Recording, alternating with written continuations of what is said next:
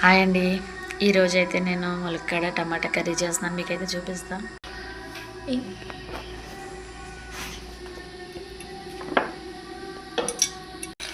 First అయితే onions వేస్తున్నానండి.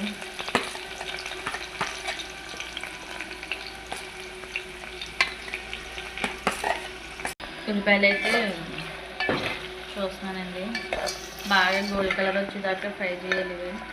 Fry చేసుకుంటే అండి టమాటోస్ వేస్తున్నాను. ఉల్లిపాయ అయితే మగ్గిపోయింది కదండి, టమాటాలు వేస్తుంది. ఇక్కడ బాగా మగ్గింది, రెండు కలిసి బాగా ఫ్రై అయిన తర్వాత లాస్ట్ వేద్దాం.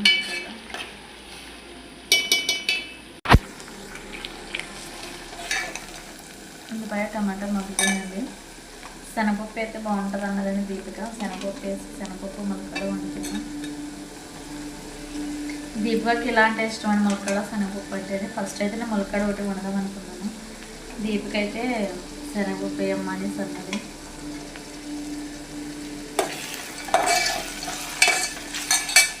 మామూలుగా శనగపప్పు ఉడకబెట్టేస్తే కానీ ఇలా కూడా ఉడికిపోతుందండి. ఉల్లిపాయ టమాటా మగ్గేటప్పుడు కడిగేసి వేసుకుంటే అవి మగ్గేటప్పటికి అవి కూడా ఉడుకుతాయి. సపరేట్గా ఏమీ ఉడికించాల్సిన అవసరం లేదు. ఉల్లిపాయ టమాటా మగ్గిందండి, ములక్కాడలు వేస్తున్నాను.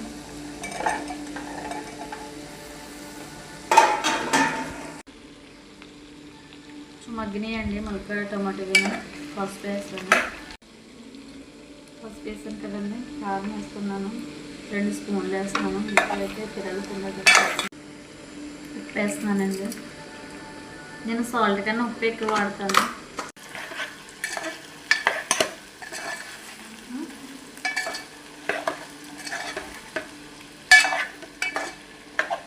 5 నిమిషాలు మూత పెట్టుకుని బాగా మగ్గనివ్వాలండి. నేనైతే మూత పెట్టాను. షార్ట్ వీడియో కదా, టైం ఎక్కువ చూపించట్లేదు అని మీకు చూపించట్లేదు. వాటర్ పోస్తున్నానండి.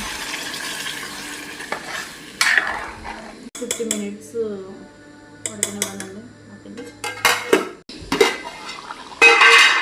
అండి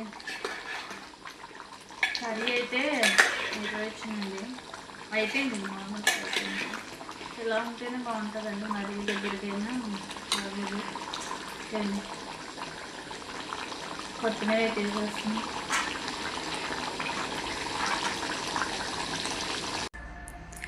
హాయ్ అండి, కర్రీ అయితే అయిపోయింది.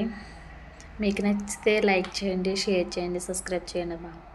ప్లీజ్ లైక్ చేయడం అయితే మానేకండి. చూస్తున్నారు వీడియో కానీ ఎవరు లైక్ చేయట్లేదు. ప్లీజ్ అండి లైక్ చేయండి అబ్బా. లైక్ చేసి నన్ను సపోర్ట్ చేయండి ప్లీజ్. బాయ్.